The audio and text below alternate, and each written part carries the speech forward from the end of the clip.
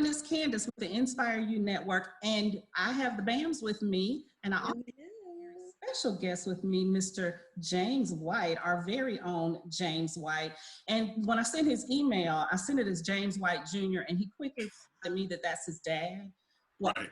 to me, he will always be Jay, and I'm sure that Gladys will approve that, right? But we want to thank you all for tuning in. We are celebrating Black Music Month all June, and we're just really excited to bring you some great music. I'm going to turn it over to the BAMs, and she's going to take you right on in. Well, as we were talking about before we dove into this, we all are aging. I'm never going to tell our age, but Jay and I actually grew up together through Youth on the Winning Side. So this is huge for me to even be on this platform with him because he used to like teach me how to sing. So not only is he a composer and a producer, but the boy can sing. Okay, it's A-N-G.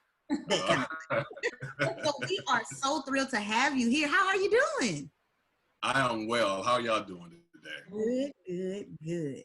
Well, we first want to thank you so much for taking out the time to be a part of this. We're wanting to pay homage to Black music. So this would not be complete without someone of your caliber. So thank you so much for being a part.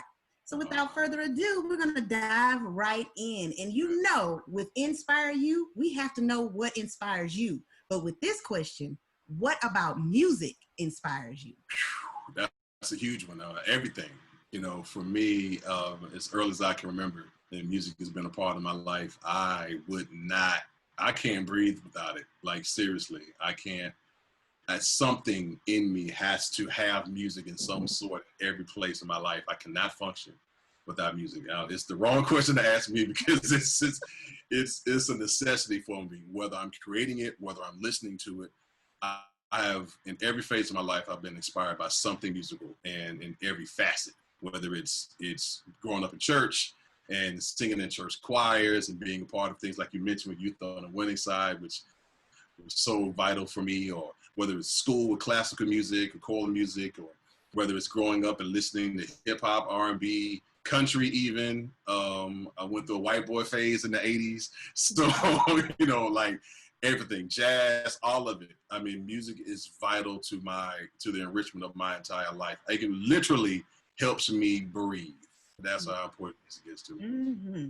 Absolutely. So in knowing that, you mentioned all your life growing up. So tell us, how long have you been in the music industry? When did you start, and what compelled you to keep going?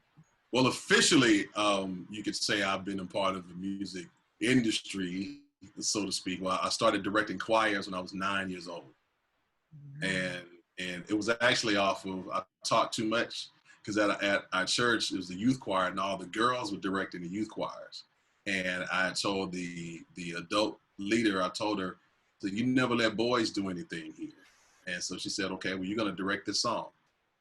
Okay. So I didn't know anything about directing songs. So I'm just flailing my arms doing this song. I'm doing a robot, everything else. I hit myself in the face. It was just embarrassing. You know, that people were laughing at me. But I caught a bug. And Miss Eugenia Rankins, I will never forget her. She was my first teacher that really sat down and taught me what music was. And 3 years later, I became the choir director for the entire music department. So at Revelation Missionary Baptist Church in Mobile, Alabama, I was directing adults at 12 years old. Wow. So that is huge. So if you do the math, now I'm 42. Yes. 42 years old. Had to give a side profile right there. All right. So you could say 33 years I've been actively involved in music in multiple facets. Yeah. And with that means you've seen the evolution of music.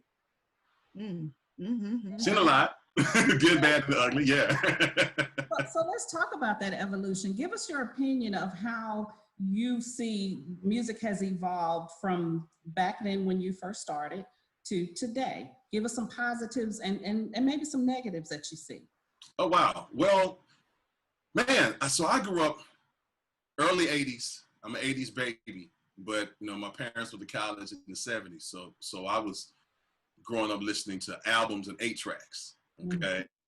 So, you know, my dad had the deuce in the quarter with bad air conditioning and the roof coming down. You got asbestos falling down on your head. That was the life. See, listen, Yes. I'm telling you, you could put a whole baby in the back window. Like, you know what I'm saying? That back window space behind that back seat, you could crawl back there. We used to crawl back there as a child because we had no toys and a terrible childhood. Anyway, just burning up. Anyway, but I grew up on 8-tracks. You know, I would listen to Gil Scott-Heron and C.L. Franklin. And, you know, I'm listening. Why am I listening to C.L. Franklin as a 5-year-old? You know, Confunction and everything else coming from the 70s and then merging that to the early 80s when Michael Jackson and Prince and Stevie Wonder and Shalimar and Atlantic Starr and Midnight Star. And then hip-hop started to grow with Run DMC and Curtis Blow and Grandmaster Flash, Furious 5. So this is my backdrop. This is how I'm growing up. And then the apartments that I grew up in, everybody had jukeboxes. And those jukeboxes, you know, whoever had the biggest jukebox, that's who controlled the yard. So on one side, they're playing Roger and Zapp, but they're not loud enough, so they can't beat out Run DMC over here or LL Cool J over here. And so that's who gained the yard. And that's when it was fun. You know, it was exciting. It was like the soundtrack of what we were going through. And then it gave us an outlet, you know, so we can imagine ourselves to be rock stars or R&B stars or rap stars. And so it went from imagining it to now I'm part of it. You know, I'm actually writing songs. Now I'm, you know, I have a say so. And so, you know, it's a little crazy. And then you start learning the business of things. It changed a lot. But I think the good part about it is that now so many talented people have access to do it. And I think that's wonderful. You know, I didn't know anything about a studio until I became an adult.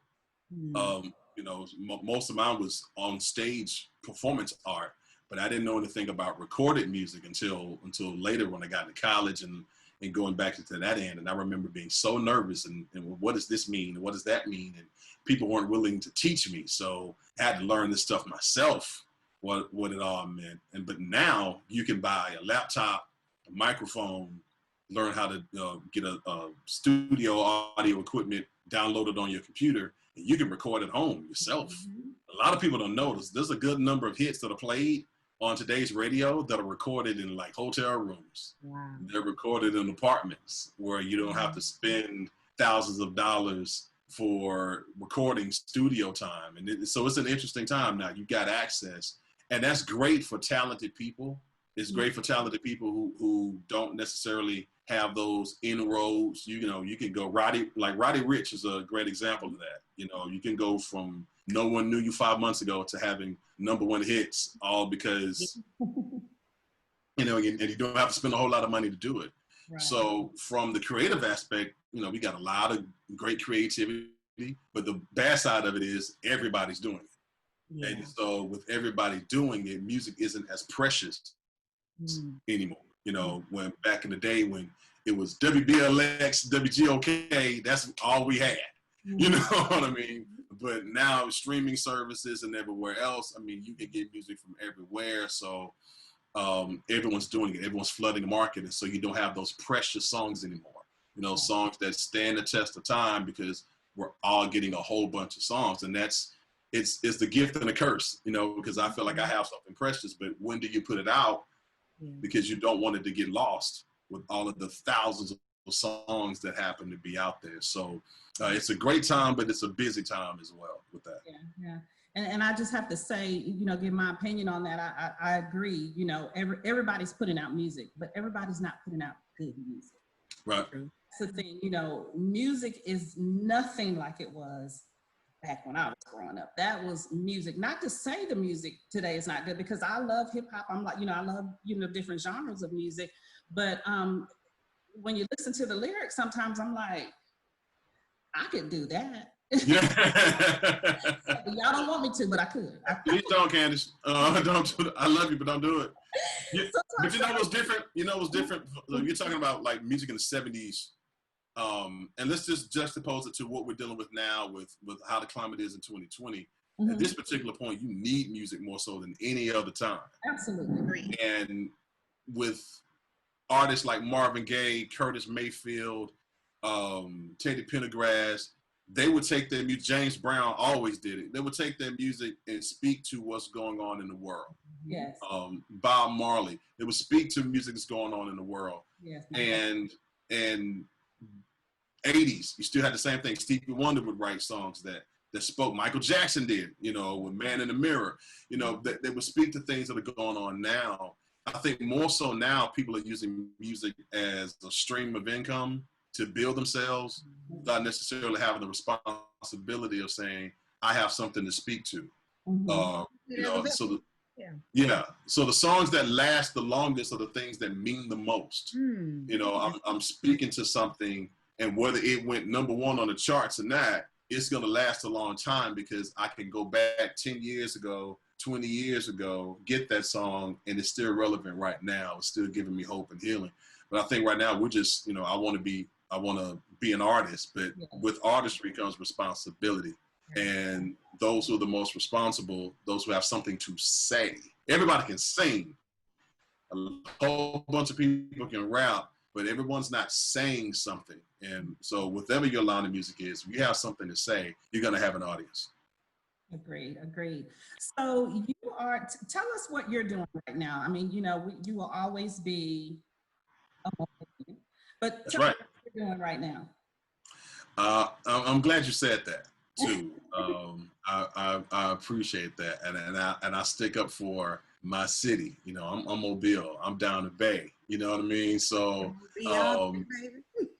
come on now. I'm down the Bay and I'm Maysville. So, so let that be known.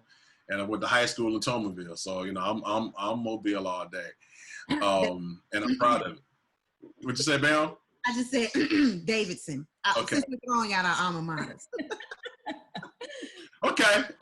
We can't all be perfect. So we'll let you slide with the Davidson bit. Bless your heart. Warriors. Be careful. Let's be careful. But you made it out. That's the most important thing. Yes. Yeah, there you go. I graduated with a 23-year-old in high school, so that's another story. But I love my city. I love Mobile. I believe that everything that I'm doing now was birthed out of Mobile. With mentors like Yvonne Matthews and Harry Moore, Terrence Mixon. I've been shaped by so many great things that came out of my city, and I'm proud of it. I currently live in Houston, Texas. I've been in Houston since 2006, and it's been great. It's been great for my family and me. We've been able to grow. I'm happily married. I have 3 beautiful children. I have 2 grandchildren that are beautiful. You're a granddaddy. I'm a granddaddy. I'm a proud granddaddy. Absolutely.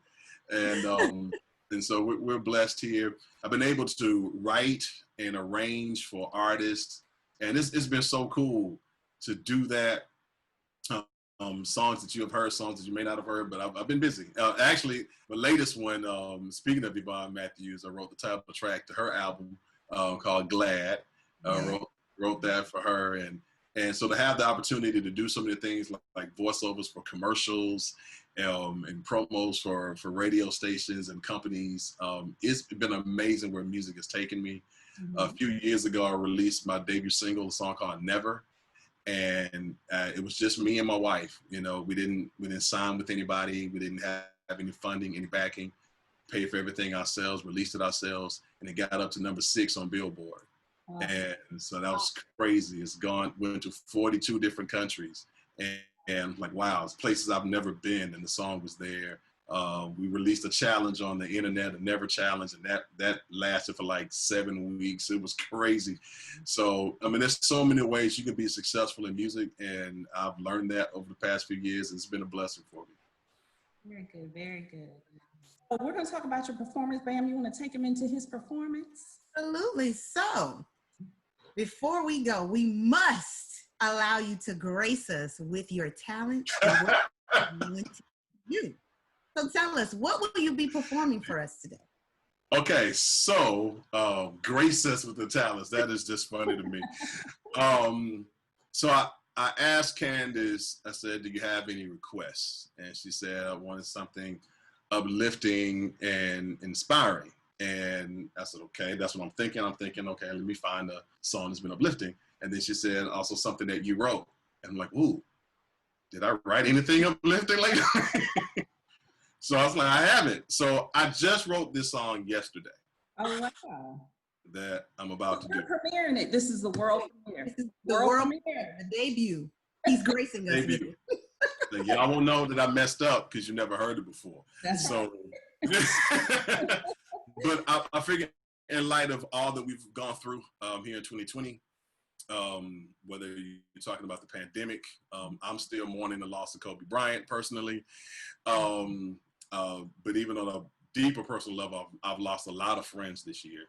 Mm-hmm. And then now with what's been coming to the light with the brutality of Black people at the hands of law enforcement, specifically from where I live with Big Floyd, George Floyd, who was a Houston native.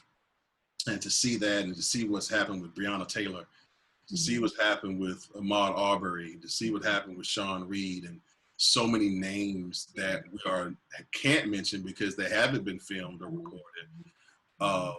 It's been a tough time.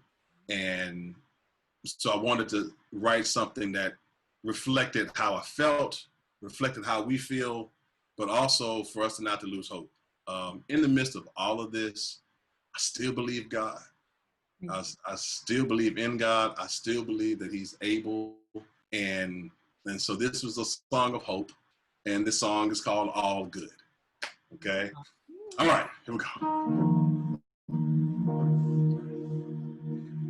Call me crazy, but I still see better days.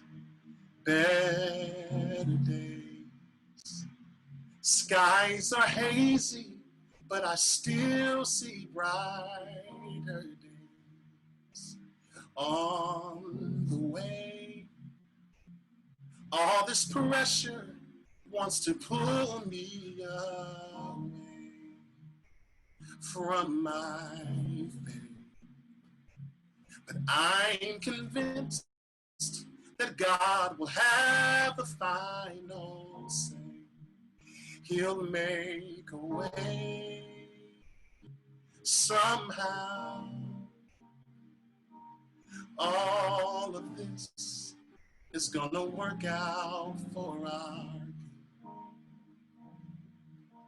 The Lord won't let us down somehow. All of this is gonna work out for our good. It's gonna be all good. I'll admit that I was close to giving up. I'd had enough. 'Cause folks that look like me are going through so much. Life seems so rough, but no good story is complete without the end. And this ain't the end. So hang in there for the conclusion, my friend. 'Cause we're gonna win somehow.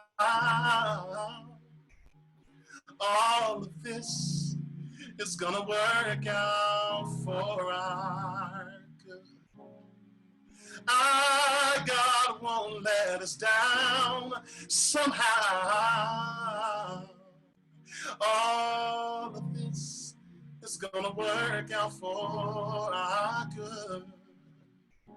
It's gonna be all good. So keep on praying. Keep on trusting. Keep on pushing. It's gonna be all good. Keep on marching, fighting for justice. 'Cause I got a feeling it's gonna be all good. You may be weary, but we're getting closer. And if you hang on in there, it's gonna be all good. Cry if you have to, but know that God's got you. It's worth what you've been through. It's gonna be all good. Somehow, all of this is gonna work out for our good.